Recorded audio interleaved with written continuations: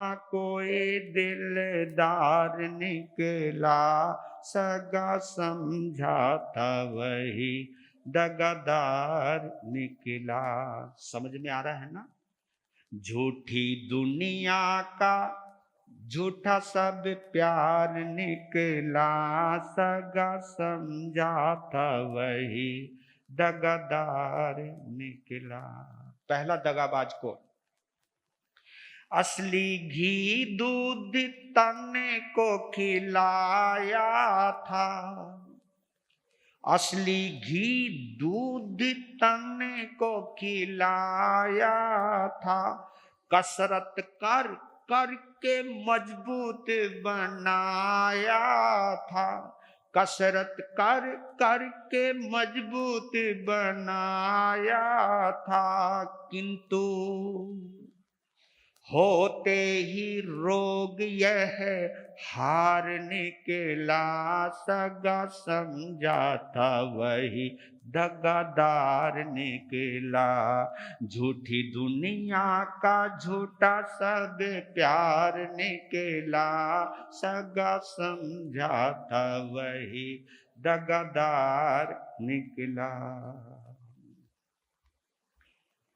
चढ़ते यौवन में धन भी कमाया था, अपनी जवानी धन कमाने में लगा दी। चढ़ते यौवन में धन भी कमाया था, आगे खाएंगे दिल्लियों जचाया था, आगे खाएंगे दिल्लियों जचाया था, किंतु बीच में ही इज्जत बिगाड़ निकला, सगा समझा था वही दगादार निकला, किंतु बीच में ही इज्जत बिगाड़ निकला, सगा समझा था वही दगादार निकला। झूठी दुनिया का झूठा सब प्यार निकला, सगा समझा था वही दगादार निकला। एक काम और किया था हमने, प्राण दे करके पुत्रों को पाला था, प्राण दे कर भी पुत्रों को पाला था, यानी दिल जान लगाकर प्राण दे कर भी पुत्रों को पाला था, सुख की आशा में ब्याह कर डाला था, सुख की आशा में ब्याह कर डाला था, किंतु बहुओं का और ही विचार निकला, सगा समझा था वही दगादार निकला, किंतु बहुओं का और ही विचार निकला, सगा समझा था वही दगादार निकला। झूठी दुनिया का झूठा सब प्यार निकला, सगा समझा था वही दगादार निकला।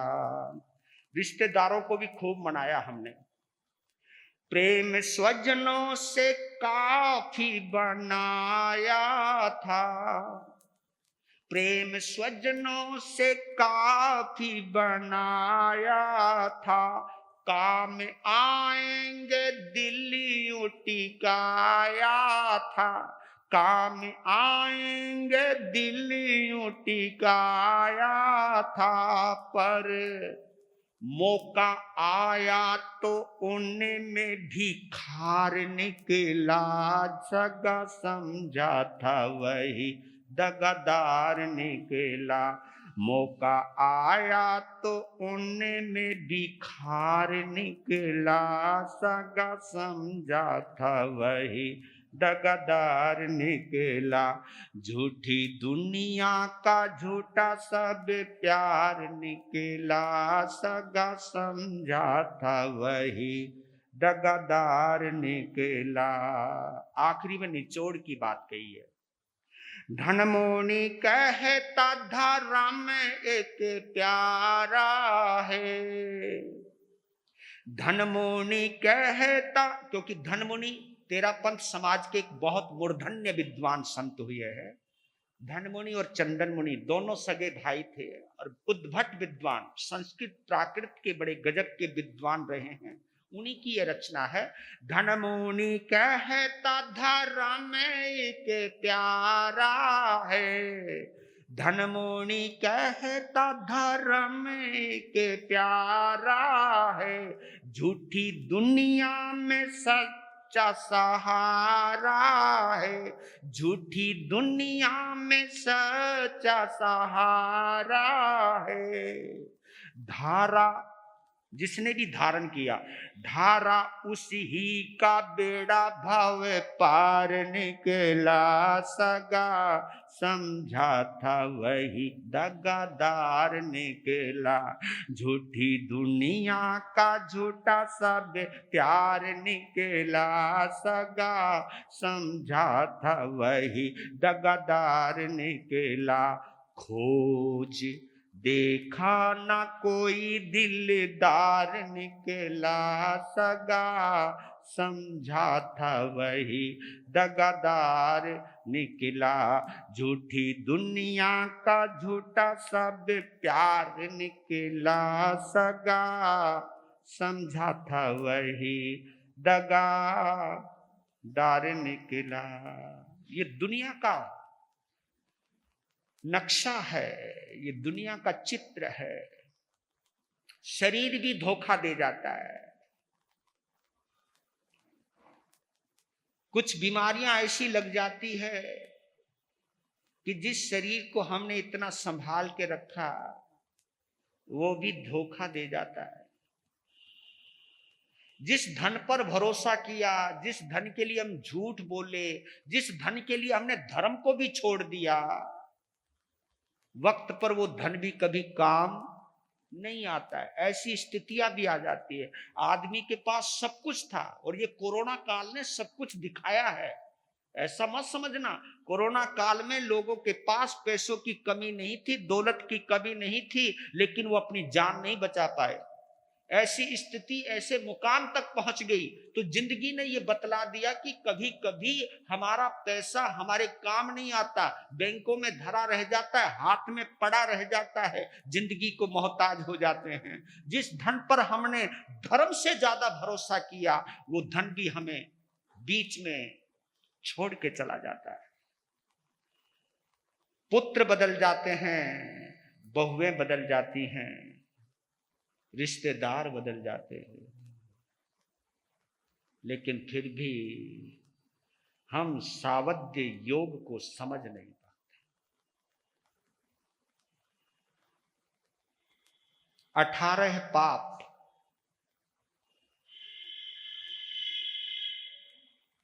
इनके ऊपर हमें जरूर एक पैनी नजर रखनी चाहिए। ये 18 पाप ऐसे हैं जो हमारी आत्मा को जन्म जन्मांतरों तक भटकाते रहेंगे। ये 18 पाप ऐसे हैं जो हमें हमेशा पापी बना के रखें। ये 18 पाप ऐसे हैं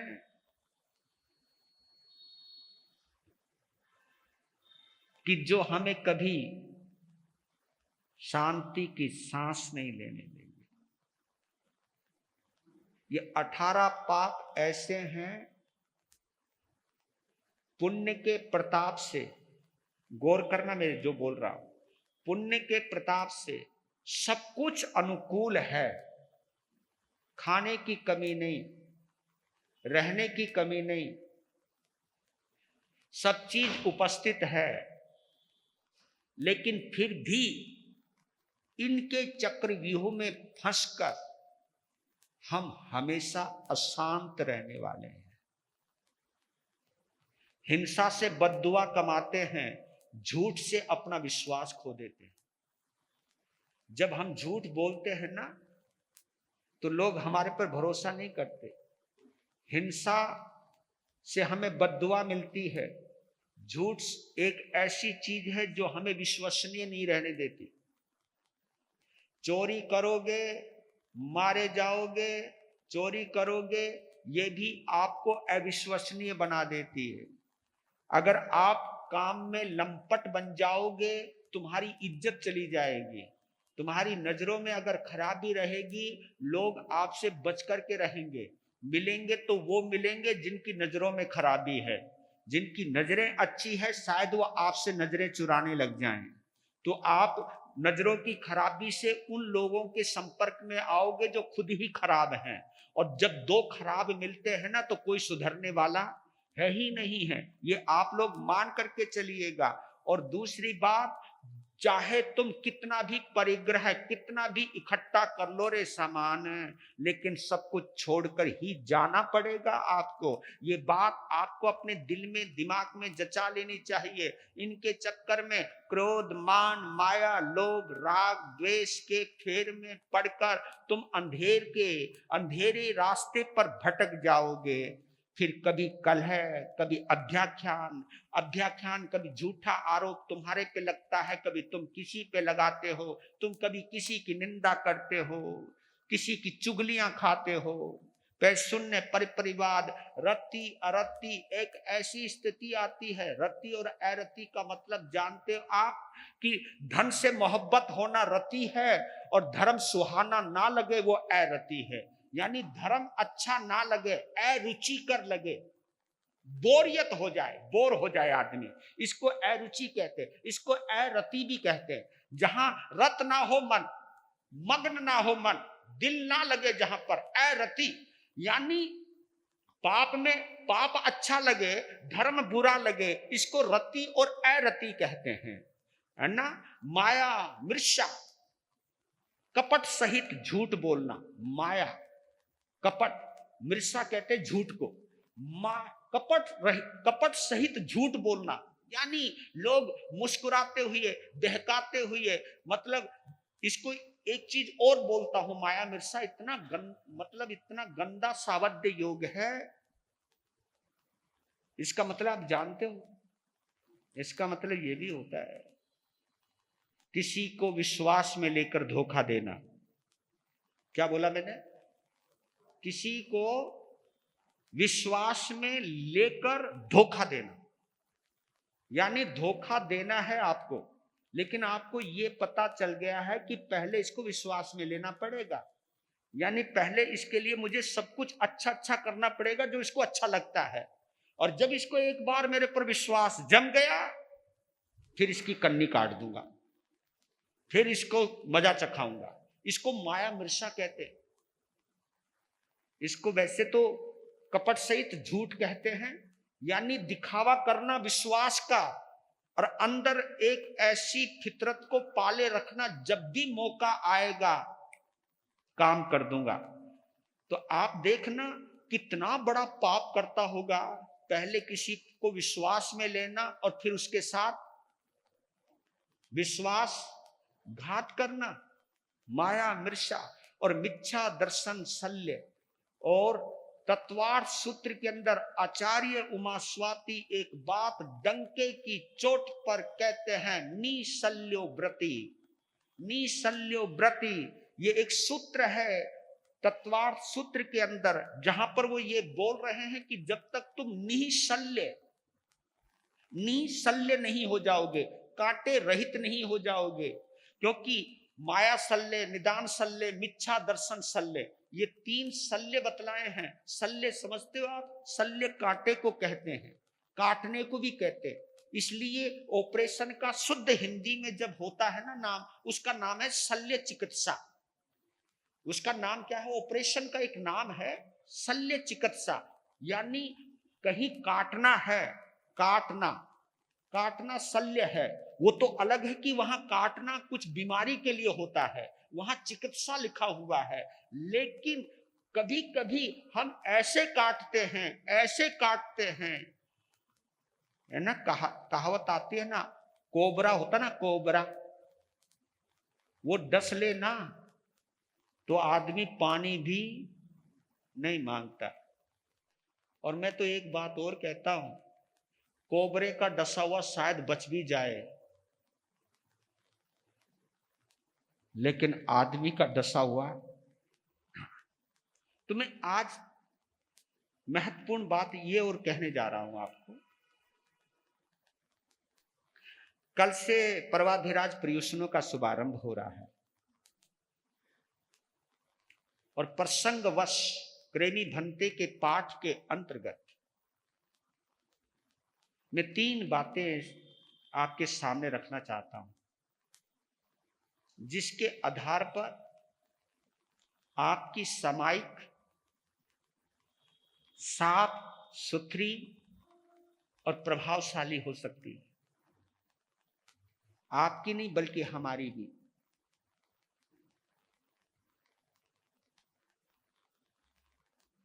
सामायिक का जो पाठ हमें एक प्रेरणा देता है, 18 पापों या 18 सावध्य योगों का त्याग से जो रिजल्ट निकल करके आता है, क्योंकि 18 पापों को समझना या समझाना शायद आप समझ गए होंगे, लेकिन इसको मैं 3 बातों में, मैं नहीं बोल रहा हूं, अनुभवियों ने बोला है। जो व्यक्ति सामायिक का आनंद लेना चाहता है, जो व्यक्ति आत्मा की आराधना करना चाहता है, जो व्यक्ति अरिहंत के मार्ग पर बढ़ना चाहता है या अरिहंतों की जो पूजा करना चाहता है, उनको 3 बातों पर जरूर फोकस करना चाहिए। और ये 3 बातें वो हैं जिनकी आराधना करने से या जिनको जीवन का हिस्सा बनाने से आपकी आध्यात्मिकता में गहराई आती है, एक डेप्थ आती है। और इन 3 बातों के आधार पर आप अपनी आत्मा की अनुभूति कर सकते हो और इन 3 बातों के आधार पर इस संसार में आनंद का जीवन जी सकते हो। संसार में रहते हुए परम आनंद का अनुभव कर सकते हो। समझ में आए तो गौर करना, नहीं समझ में आए तो छोड़ देना। पर लेकिन इन 8 दिनों की आराधना के लिए जो कल से शुरू हो रहे हैं, और संयोग से ये आज ही सब्जेक्ट आ गया मेरे सामने। इन 8 दिनों का शायद आप कोई महत्व मानते हो या नहीं मानते हो, क्योंकि आप लोगों के लिए ये हो सकता है कि भाई 8 दिन है, हमने तपस्या करनी है, सामायिक करनी है, शास्त्र सुनना है। कभी कभी इतना ही मकसद रखते हैं लोग, इससे ज्यादा सोचते भी नहीं है। हाँ, प्रवचन सुन लेंगे, पर हाँ एक कंडीशन है, महाराज जी प्रवचन टाइम पे खत्म करें। हाँ, मतलब शर्त यहां पे भी लगा के रखते हो, मतलब मैं तुम्हारे से आगे जा ही नहीं सकता, इतना हमको वो रखते हो आप के प्रभाव में, क्योंकि महाराज जी हम तुम्हारा ध्यान रखेंगे बेशर्ते।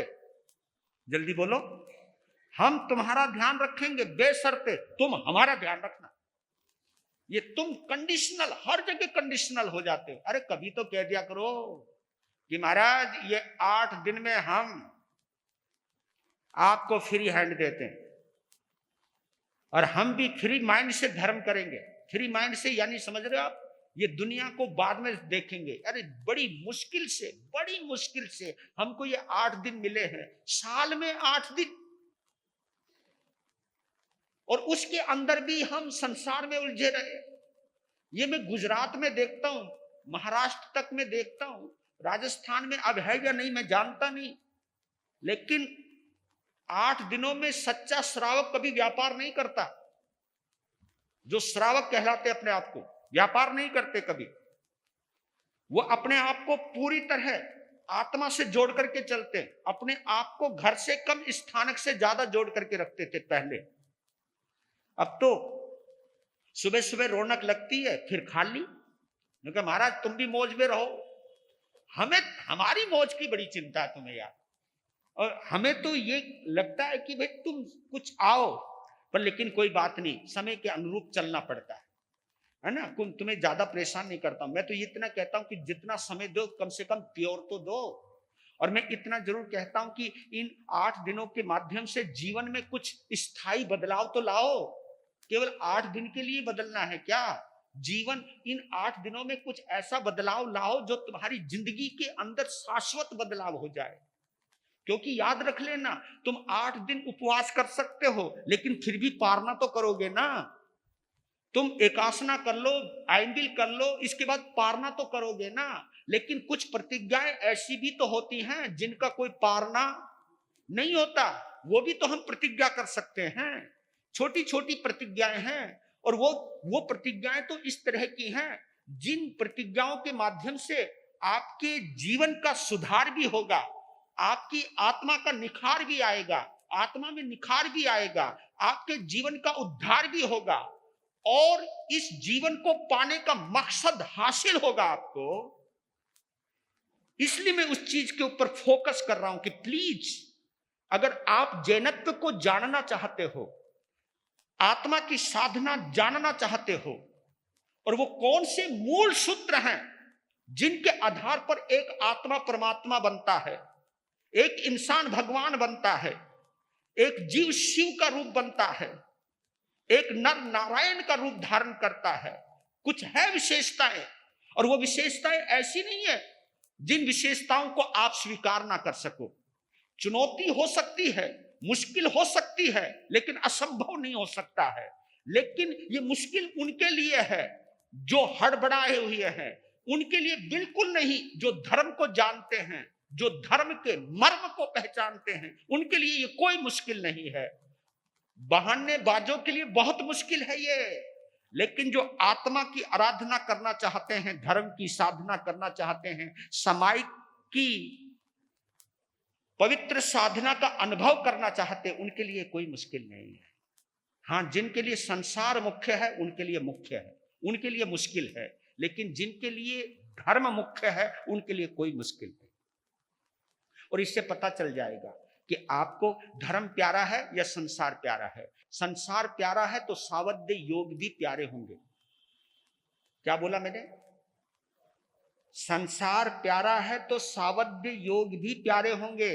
आप फिर हिंसा भी करोगे, झूठ भी बोलोगे, चोरी भी करोगे, ब्रह्म का सेवन करोगे और परिग्रह भी करोगे, क्रोध मान माया लोभ के चक्कर में पड़े रहोगे, राग द्वेष भी करोगे, कलह भी करोगे, झूठे आरोप भी लगाओगे, चुगलियां भी खाओगे, दूसरे की निंदा भी करोगे, और धन में दिल लगेगा, धर्म से दिल हटेगा, और फिर आप कपट सहित झूठ भी बोलोगे, और फिर तुम कहीं ना कहीं किसी ना किसी की जिंदगी में कांटे भी बोते चले जाओगे। ये 18 पाप में एक साथ बोलता चला गया हूं। अगर आपके समझ में आ गया है तो इनको कम करने के लिए, इनकी तीक्ष्णता को कम करने के लिए केवल 3 सूत्र आज आपको देना चाह रहा।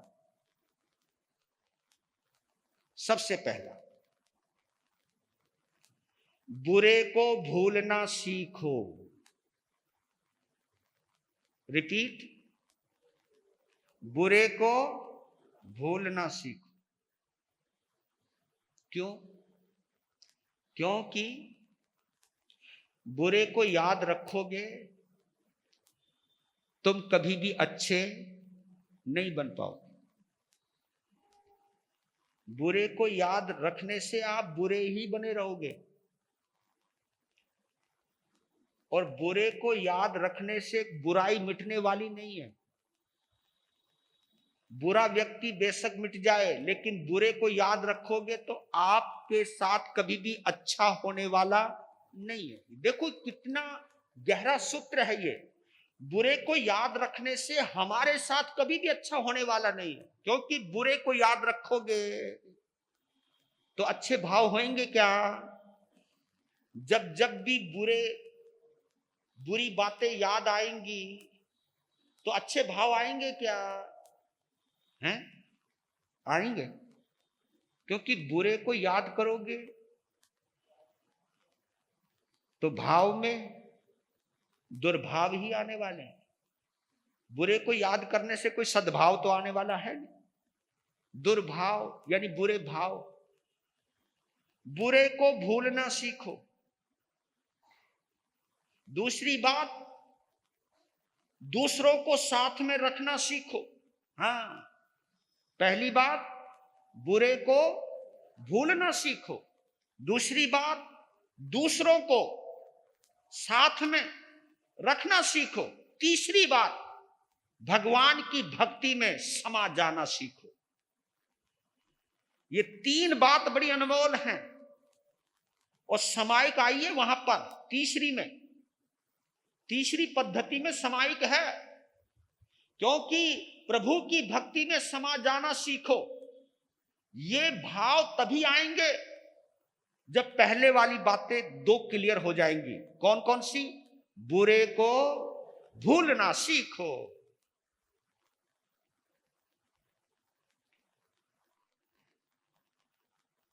क्योंकि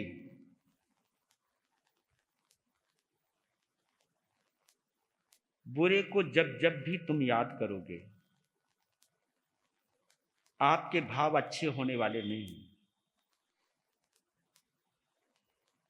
और एक चीज इसलिए बोलना चाहता हूं आपको कि जिस वक्त आपके साथ बुरा हुआ है,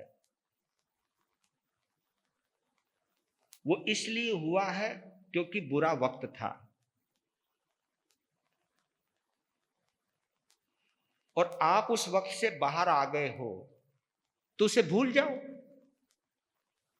हम कभी कभी क्या होता है, बुरे वक्त से बाहर निकल जाते हैं और जो बुरा करने वाला था वो अच्छा भी हो गया है, तो भी हम उसे स्वीकार करने वाले नहीं होते।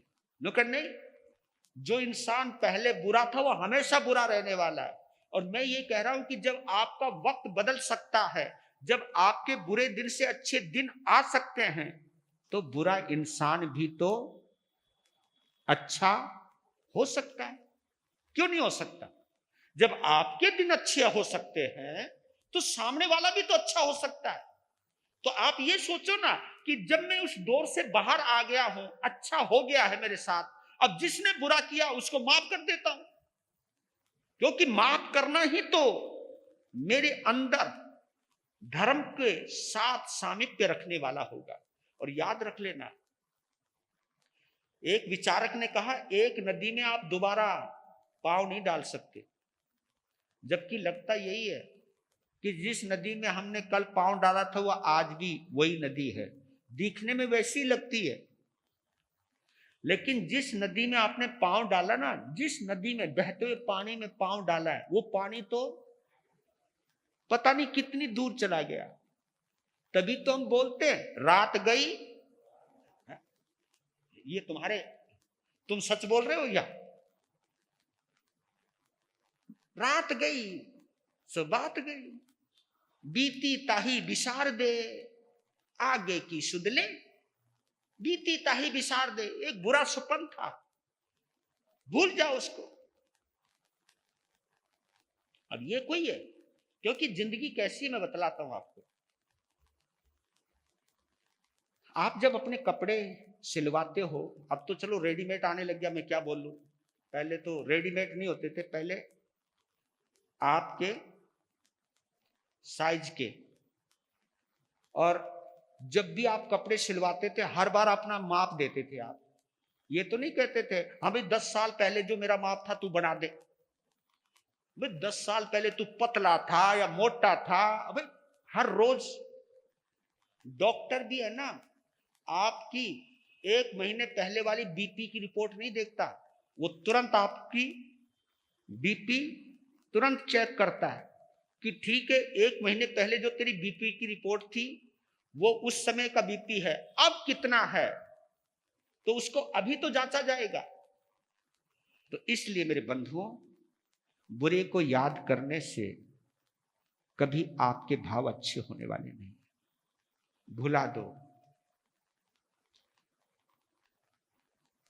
दूसरे को साथ रखना सीखो, ये एक दूसरी विशेषता है।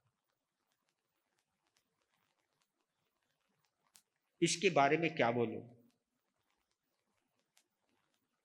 ये एक कला है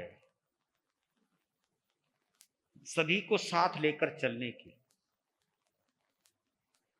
और सभी को साथ लेकर के वही चल सकता है जो सभी की फीलिंग को महसूस करता है, किसको क्या चाहिए, किसको क्या चाहिए, जो इस चीज को महसूस करता है वही सभी को साथ लेकर के चल सकता है।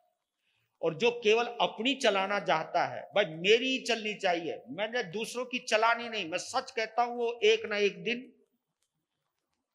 दिन वो अकेला रह जाएगा। सभी को वही साथ लेकर चल सकता है जो सभी की फीलिंग को जज करना जानता है, सभी की फीलिंग को समझना चाहता है। इसलिए आप लोगों को एक चीज जरूर कहना चाहता हूं कि आप जितने संवेदनशील होते जाओगे उतने आप सबको साथ में रखने वाले बनते चले जाओगे। और इसका एग्जाम्पल है, जैसे इसके लिए एग्जाम्पल दिया गया है, जैसे चिड़ियों को दाना डालना। चिड़ियों को दाना डालने का मतलब आप जानते हो, चारों दिशाओं से पक्षी आ जाते हैं या नहीं आते? चारों दिशाओं से पक्षी आते, दाना तो एक ही जगह पड़ा है, लेकिन उसको चुगने के लिए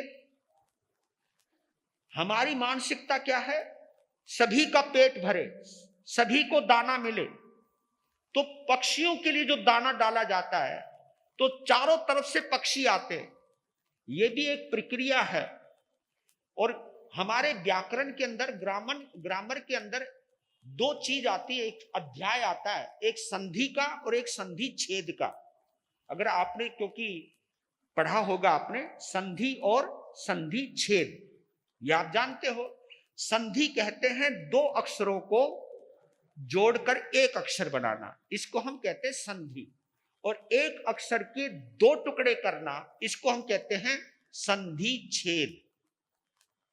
जैसे रमेश, रमेश में दो अक्षर हैं, रमा जमा ईश, और इसमें दोनों ही हैं, विष्णु भी आ गया है और लक्ष्मी भी आ गई है। रमा लक्ष्मी का नाम है और विष्णु ईश का नाम है। रमेश बन गया तो रमेश विष्णु का भी नाम है, दोनों एक साथ हो जाते हैं, है ना? तो इसलिए दो शब्दों को जोड़ना, दो शब्दों को जोड़ने का मतलब होता है संधि। तो आप ये चेक करो कि मेरा स्वभाव जोड़ने का है या तोड़ने का है, मैं संधि प्रिय हूं या संधि छेद प्रिय हूं। जब सब मुझे अच्छे लगते हैं तो मेरा संधि जोड़ने वाली मानसिकता है, मनस्थिति है, और इस मनस्थिति के साथ जीना अद्भुत बात है, बहुत अद्भुत बात है। चिड़ियों को दाना डालना, और आप देख रहे हैं जब हम भंडारा लगाते हैं तो भंडारे में भी चारों तरफ से, और तो और बताओ, ये प्रवचन सभा भी, ये लोग जो हमारे संघ के अध्यक्ष होते चतुर्मास करवाते हैं, संत भी आते हैं, प्रवचन भी देते हैं। तो प्रवचन भी तो एक मकसद है, ये केवल भगवान की वाणी सुनाने का ही एक मकसद नहीं है, इसके पीछे दूसरा भी मकसद है। क्योंकि इस सभा के अंदर चारों दिशाओं से लोग आते हैं, हर कहीं से, कोई इधर से, कोई इधर से, कोई इधर से। और मैंने तो यहां तक देखा है, पता नहीं किस प्रवचन सभा में किसी का वर्षों पुराना बिछड़ा हुआ रिश्तेदार मिल जाता है, और इसी प्रवचन सभा के माध्यम से कभी कभी रिश्ते जुड़ जाते हैं। हाँ, रिश्ते जुड़ जाते हैं। इधर कोई लड़का आ गया, कोई इधर लड़की आ गई, है ना? प्रवचन सुनते सुनते, दर्शन करते करते किसी को कोई पसंद आ गया, लो जी चट मंगनी पट गया, कर दिया काम तुमने यहाँ पे भी, क्योंकि रिश्ते तक जुड़ जाते हैं। ये जोड़ने का काम है। तो कुछ लोग ऐसा काम करते हैं, चारों तरफ से लोगों को बुला लेते हैं। ये जो प्रवचन सभा है, ये भी संधि प्रियता का एक उदाहरण है। और कुछ लोग ऐसे भी होते हैं, जहां भीड़ भरा बाजार होता है वहां बम लगा देते हैं, वहां ह्यूमन बम लगा देते हैं, वहां बम फोड़ देते हैं। सभी जो इकट्ठे हुए थे उनके चिथड़े उड़ जाते हैं। ये भी एक मानसिकता है, वो तोड़ना चाहते हैं, वो लोगों के अंदर भय और दहशत पैदा करना चाहते हैं, वो बंटवारा चाहते हैं, वो ऐसे ऐसे स्थान के ऊपर माइंड फोकस करते कि ज्यादा भीड़ कहां है, कितने ज्यादा लोग मर जाएं, जितने भी कत्ल खाने हैं ये जोड़ने वाले नहीं है, ये कत्ल खाने पशु इकट्ठे होते हैं मरने के लिए, लोग इकट्ठे जहां होते हैं वहां अगर इस तरह आतंकवादी गतिविधियों को अंजाम दिया जाता है, वो भी उनकी मानसिकता जोड़ने की नहीं है, तोड़ने की होती है। और इसी प्रकार हमारी को भी अपनी मानसिकता चेक कर लेनी चाहिए कि हमारा विश्वास जोड़ने में है या तोड़ने में है। और आपको एक बात बतला देता हूं, छोटा सा उदाहरण दे रहा हूं आपको कि एक बार हम बिहार करते हुए जा रहे थे, मुझे उस दिन सबसे ज्यादा आश्चर्य हुआ। एक छोटी सी पाठशाला में रुके, प्राथमिक पाठशाला, सरकारी स्कूल था। तो सरकारी स्कूल था, वो भी प्राथमिक स्कूल था, यानी एक कक्षा से लेकर 5वीं तक का था। तो जो ऐसे स्कूल होते हैं ना उसमें चित्र ज्यादा बने हुए रहते हैं। वो इसलिए बने रहते हैं क्योंकि बच्चा चित्रों की भाषा जल्दी समझता है। तो वहां दीवार पर 3-4 चित्र लगे हुए थे। भाई कमाल हो गया, उन चित्रों का विज्ञान देखो आप। मैं भी हैरत में पड़ गया था एक बार कि ये क्या है। पहला चित्र था कौवे का, दीवार पर कौवा, मतलब ऊपर लिखा हुआ कौवा, और कौवे के नीचे उसका चित्र था, कौवे की आकृति थी, और नीचे उसका चरित्र भी था। ऊपर नाम था कौवा और नाम के नीचे चित्र, और चित्र के नीचे उसका चरित्र, चरित्र यानी उसकी खूबी, उसकी खासियत। ऊपर कौवा, फिर चित्र, नीचे चरित्र, चतुरता, क्योंकि चतुर होता है कौवा, चतुरता, और नीचे एक सीख लिखी हुई थी, चतुर बनो, यानी कौवे से एक सीख मिली, चतुर बनो। उसके बराबर में एक चित्र था कोयल का, ऊपर कोयल लिखा हुआ था, नीचे कोयल का चित्र था, और उस चित्र के नीचे उसका एक चरित्र, उसकी एक खासियत लिखी हुई थी, मधुर भाषिता, और नीचे एक सीख लिखी हुई थी, मीठा बोलो। कोयल से क्या सीख मिली? मीठा बोलो। कौवे से सीख मिली चतुर बनो। उसके ठीक बराबर में एक और चित्र था, ऊपर लिखा हुआ था कुत्ता, नीचे कुत्ते का चित्र, नीचे उसका चरित्र वफादारी, और नीचे उसे एक सीख लिखी हुई थी, वफादार बनो। और उसके ठीक एक और चित्र था चिड़िया का, स्पैरो, चिड़िया का, ऊपर लिखा हुआ था अल्पभाषिता, और ऊपर नाम था चिड़िया, फिर चित्र, उसके चित्र के नीचे चरित्र था अल्पभाषिता, और नीचे एक सीख लिखी थी, कम बोलो। हाय, उसके बाद जो चित्र था बड़ा विचित्र था, आदमी का। बस कमाल हो गया, पहली बार पता चला, मुझे भी शर्म आई। ऊपर लिखा आदमी, और फिर आदमी की शक्ल, आदमी का चित्र, और मालूम है जहां चरित्र लिखा रहता है वहां पे क्या लिखा हुआ था? लिखा हुआ कुछ नहीं था, एक प्रश्नवाचक चिन्ह लगा हुआ था, क्वेश्चन मार्क लगा हुआ था, प्रश्नवाचक चिन्ह। और मालूम है नीचे क्या लिखा हुआ थी? सीख, सावधान रहो, है तेरा भला हो। पहली बार हमको बहुत शर्म आई, सच बताते, हमको बहुत शर्म आई। हम सोचने लगे क्या इसी के लिए भगवान महावीर ने कहा था मानुषम खो दुर्लभम? क्या इसी के लिए कहा था बड़े भाग मानुष तन पावा, सुर दुर्लभ सब ग्रंथ ही गावा? इसके लिए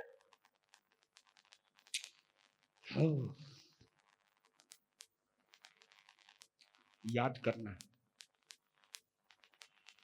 आपके घर में कोई कुत्ता बिल्ली अचानक घुस जाए, इतना डर नहीं लगता, लेकिन एक अनजान आदमी आपके घर में घुस जाए, है नहीं तो पहले कहावत आती थी, ना जाने किस वेश में नारायण मिल जाए। और अब तो ये भरोसा हो गया है, ना जाने किस वेश में आतंकवादी मिल जाए, चोर मिल जाए, धोखेबाज मिल जाए, कोई पता नहीं। यानी आज के इस युग में इंसान ने अपना विश्वास खोया है। ये आप कभी भी गौर करना, आज एक पशु के ऊपर भरोसा किया जा सकता है, लेकिन मनुष्य पर भरोसा नहीं होता। और ये किसकी वजह से? ये सावध्य योग की वजह से, इन पापों की वजह से, इन 18 पापों की वजह से हम इतने रच पच गए हैं कि आज हमने अपना विश्वास खोया है। प्लीज, तो ये, क्योंकि जो स्वार्थी होगा ना, जो मतलब परस्त होगा, जिसको केवल अपने से मतलब होगा, वो कभी भी धोखा दे सकता है, और वो कभी भी मिलकर के नहीं चलेगा। मिलके तभी तक चलेगा जब तक उसका मतलब है, बस। फिर तीसरी बात है, भगवान की भक्ति में समा जाना सीखो। अब इसका उदाहरण कैसे दूं मैं आपको, मैं समझाता हूं। 3 बातों से बात क्लियर हो जाएगी।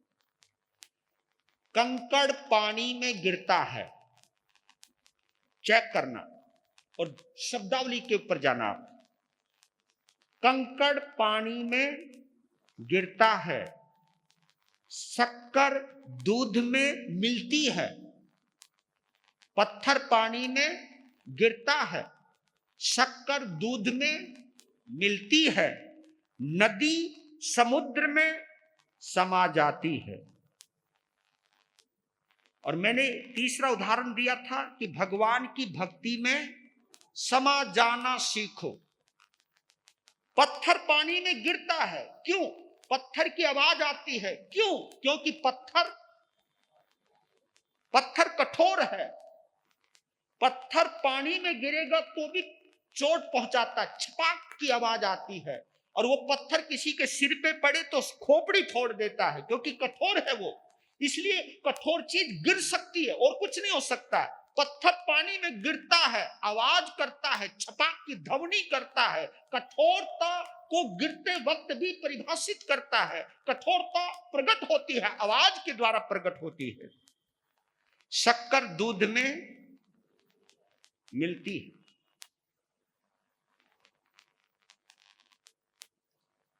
पत्थर पानी में गिरा, पता चल गया, राइट?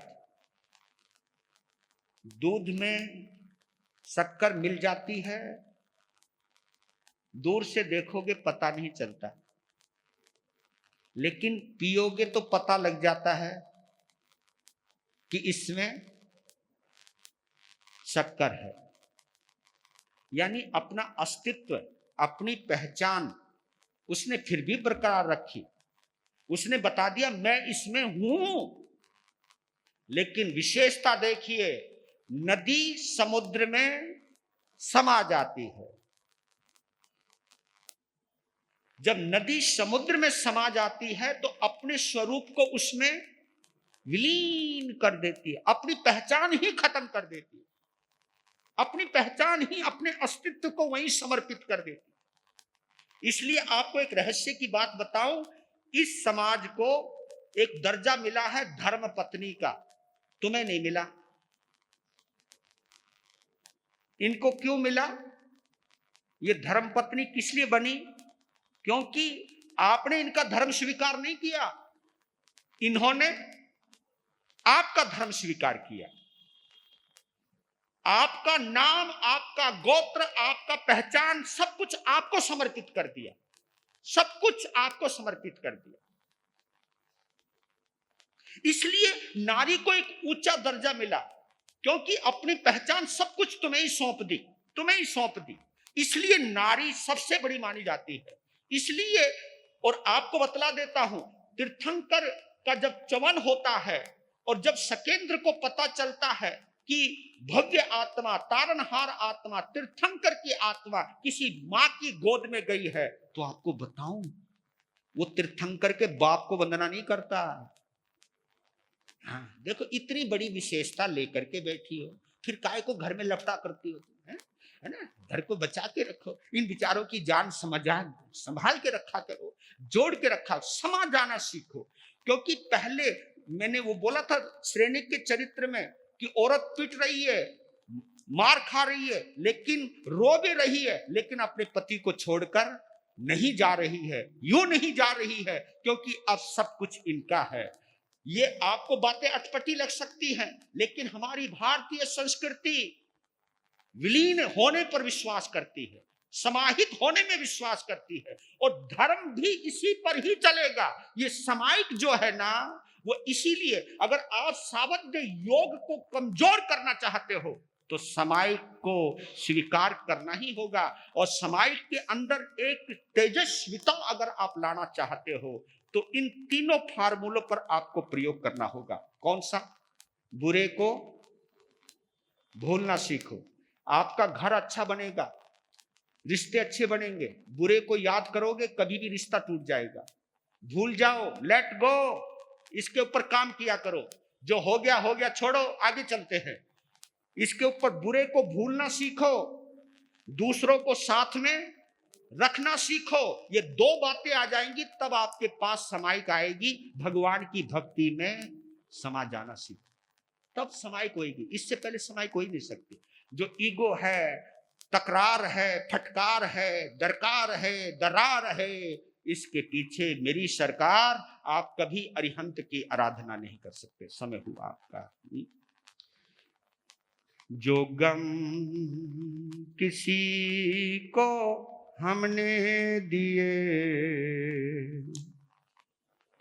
वो गम तो हम को लेने पड़ेंगे।